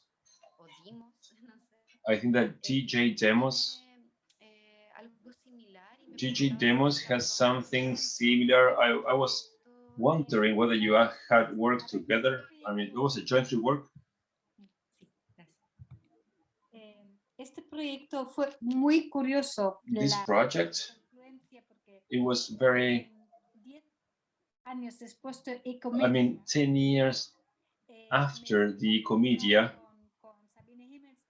I got with Sabine Himmelbach once again, and with Volkat,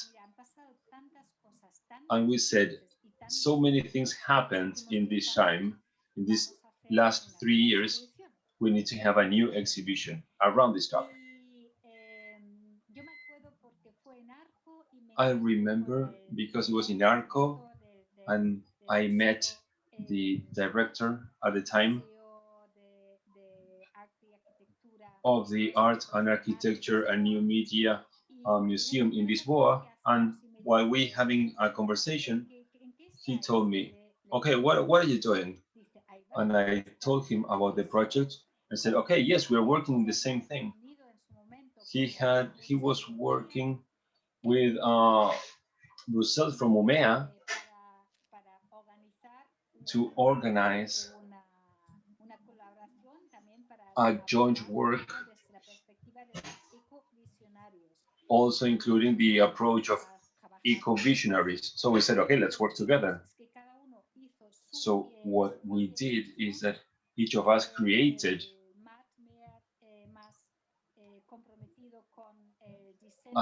Matt Mayer was more committed to design and architecture.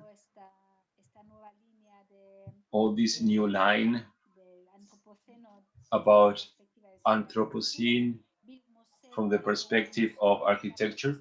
Mosset's proposal was more related to political changes and social changes related to the ecological commitment from a critical perspective in the art. And after that, in Matadero, Madrid, and the Royal Academy of Art joined us. And basically, they were dealing with some of the aspects. We had different proposals. We shared the same catalog with essays by Demos. And it was a very nice experience. because we could work together. The publication has all the projects that we share. Did I answer your question? Thank you very much. So I would like to make a comment about the questions in the chat. Patricia would like to know whether there are some artists that are working on COVID and its consequences.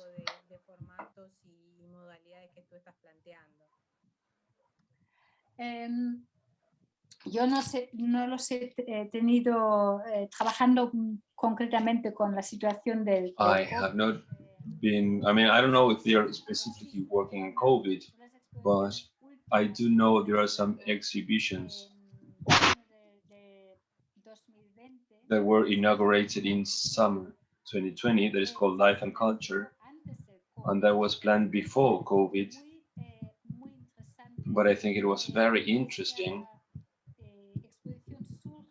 This exhibition was created after a selection of works that were produced through a European platform, European art platform. There were more than 5 projects that were presented to this call. We are 15 members, and we selected along these 3 years 1 project a year. So we ended up choosing more than 50 works.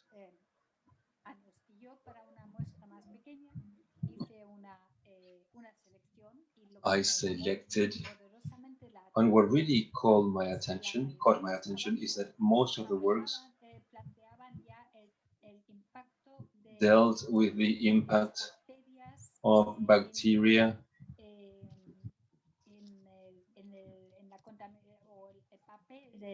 of the role played by bacteria on the different environmental problems. There's a very interesting work by Quimera Rosa, another work. Well, there are like 6 different projects.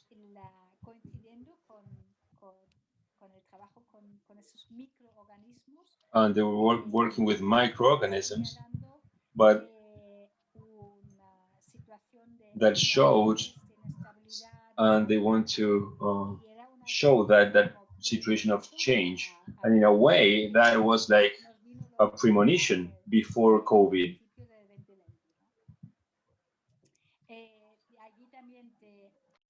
Os animo a visitar la información. I encourage you to see all this information that we have on the website and YouTube that has to do with Future Life. And the image we selected is pretty similar to COVID virus, but that was not on purpose. Of course, we created the image before COVID. But you know, sometimes we have coincidences that we don't intend, but that has to do probably with the sensitivity of artists and how artists connect with some situations without realizing it.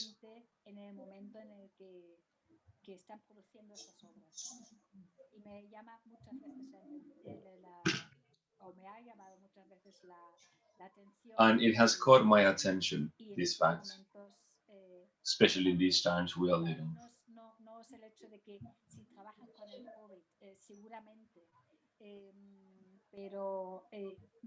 Estaban trabajando con la problemática antes de que apareciera. They were working with this problem before COVID appeared, in fact. Les cuento que aquí en sala, dentro de la sala de videoconferencia. Let me tell you that Elena Hernandez is saying that the conference is very interesting, and on YouTube channel, Rosa Bunschalt says that it was a wonderful lecture. So remember that the recording of this, the translation by Federico Blum, will be published tomorrow on our YouTube channel and also on the Facebook Live channel. We're also recording this So this will be available to you as from tomorrow. So let's see more questions.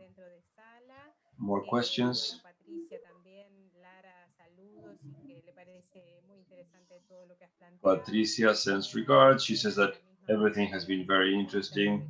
Thank you. Excellent to share this opportunity. I don't know if someone else wants to make comments. Muchos agradecen y te dan un saludo, Karin, por todo lo que has compartido. Aquí en sala, algo como para some comments to interact with video and audio.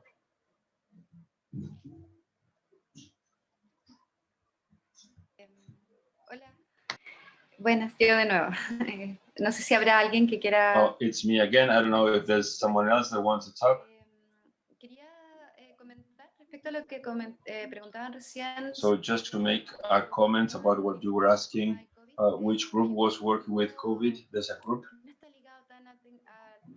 It's not linked to technology that much, but they do work with web and interactive aspects.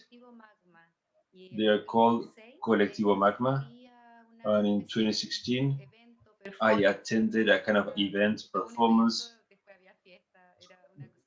and there was a party afterwards. It was pretty weird and interactive. And they had one show that was called Pandemia. And it caught my attention because with COVID, I thought of that work. And I would like to ask Karin, she mentioned Hammer or Sparsa, but she didn't mention, because you're in Spain, but you didn't speak that much about South American artists. And what do you think about the topics that involve artists from Latin America? What's your vision from Spain?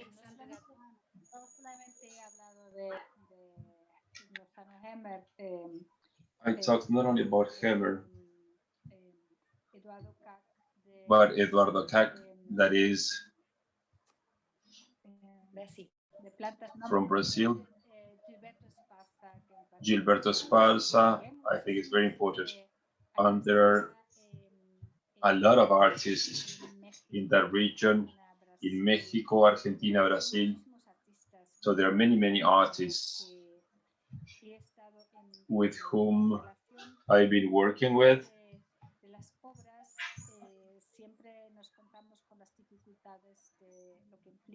Of course, there's always issues around transportation and the distances.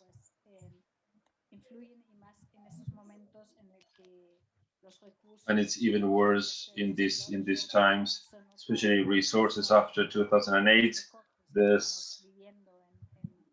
The budgets are now smaller, especially in the cultural area.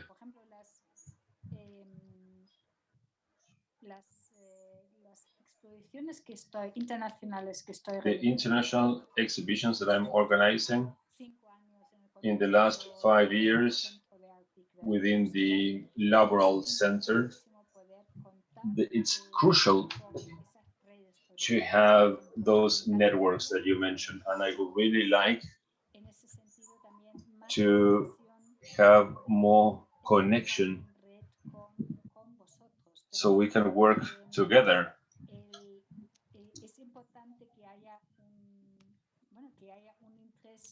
It is important to have some political interest and some cultural interest so that we can have this kind of exchange.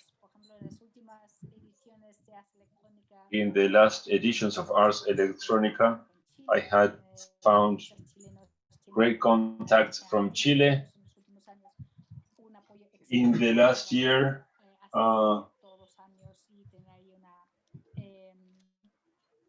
I have attended every year, and I want to have representatives from that area. So in the Media Lab, we have a huge sample of Data Space Mexico. we had worked with Brazilian artists, and we have included some of them in the team.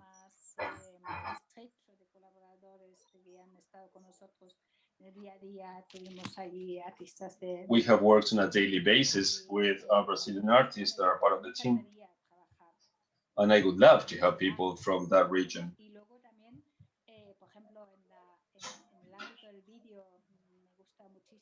When it comes to video, I like Pantaumi, Victor Grippo also. There are many, many artists. Even artists from the 60s and the 70s. Because there were very interesting activities in audiovisual. And as from 90s, there were even more. Bueno, aquí tienes una referente de videoarte como es Graciela. So we have Graciela Tacchini, that is a leader in video art, but he has a new project, Legado. That's another possibility. How are you? I remember last time I saw you, that was many, many years ago. That was in Buenos Aires. Yes, of course, it was Buenos Aires. I don't have a very good memory. I remember we saw each other in Buenos Aires in Telefónica Foundation. Exactly, it was right there. I organized, I was invited to an event, I remember. Con la escena tan activa y tan maravillosa que tienes ahí. And I got to discover that very active life that you have there. I really loved your presentation, Karin. So you have a lot of experience. When you see that image of the Berlin Wall or the impact of the Twin Towers attack,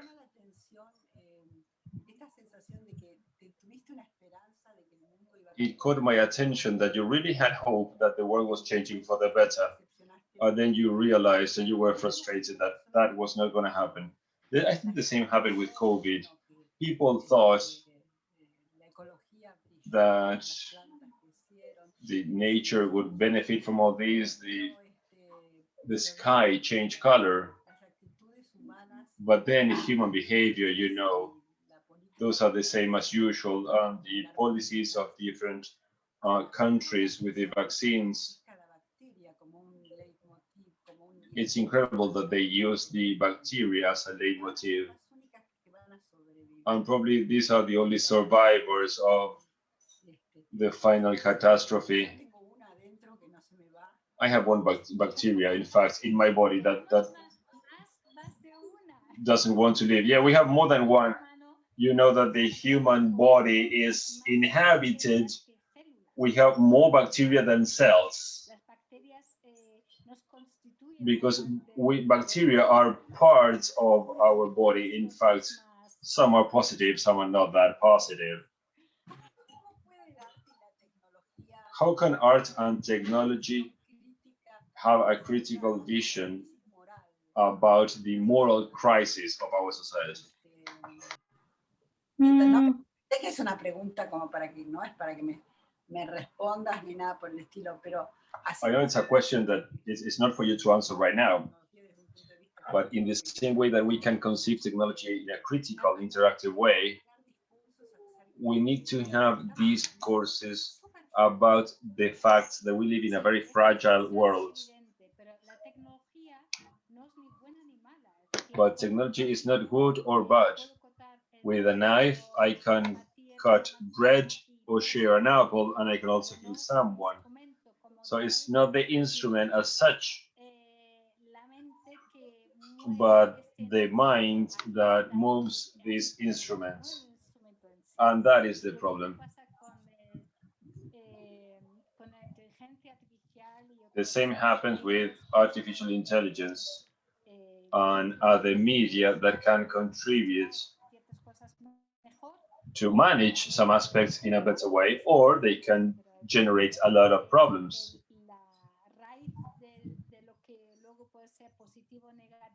So what defines what is positive and negative is basically in our minds. And that is a topic that has been discussed once again in this last exhibition, when the butterflies of the soul flap their wings.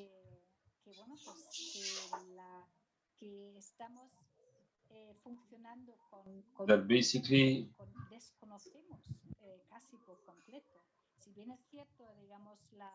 even though we know that humankind has gone through many cycles, more than neuroscience and psychology,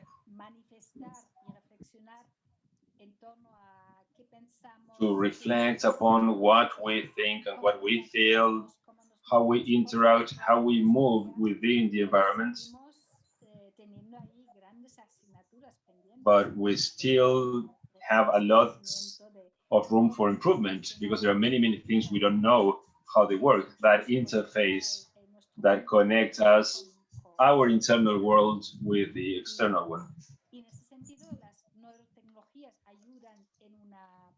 So these new technologies help us to generate and to increase knowledge, but also generate a lot of problems.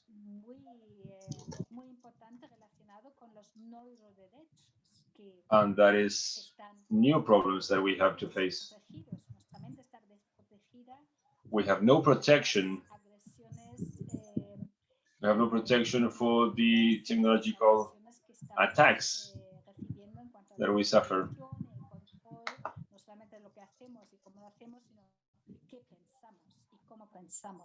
Or the way in which we think or how we think.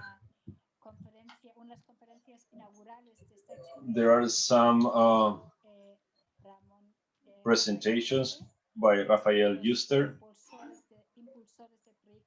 that is one of the promoters of the BRAIN project in the States in 2013 during Obama presidency, and he was part of the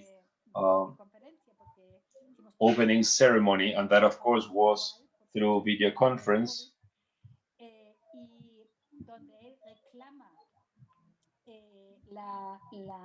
Introducción de 5 neuroderechos que le parecen fundamentales. When he wants to mention 5 rights that he believes are fundamental at the advances of this science that we are seeing and we are witnessing right now.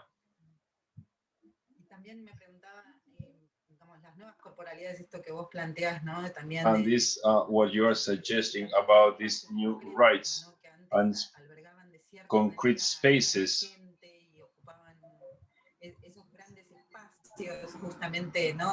these large spaces, for instance, LABoral, what will happen with those spaces?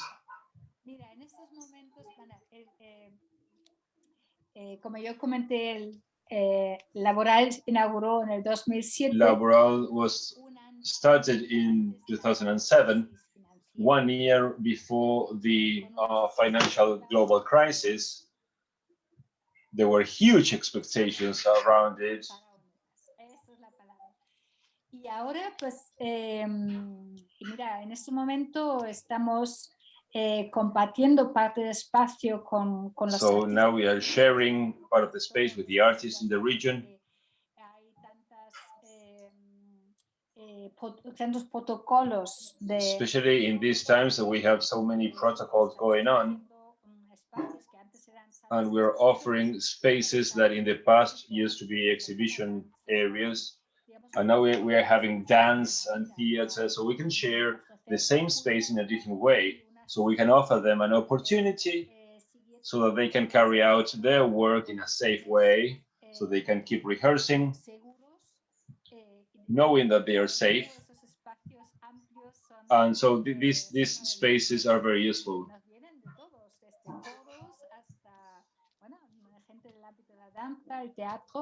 So we have people working on theater, dance, and the usual artists that are always working with us.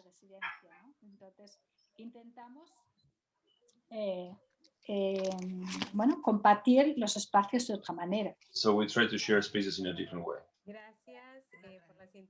Thank you for your comments. So we go with the last comment by Yara, a short comment by Yara Huasque. Eu penso que estávamos vivendo I believe that we wanted to have a better world. There's a discussion about the post-digital by Tatiana Basikeli, or the materialization of networks.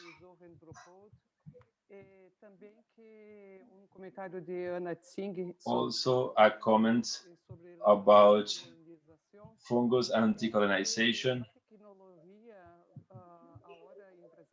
Technology in Brazil, now we have changes in Cuba is very close to the States, but they have no internet connection because the cables are connected to Venezuela.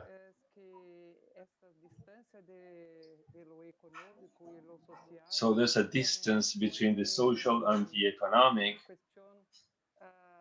and they question some elements of technology.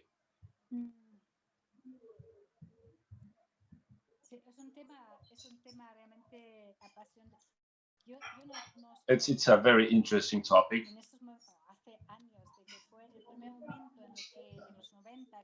I remember in the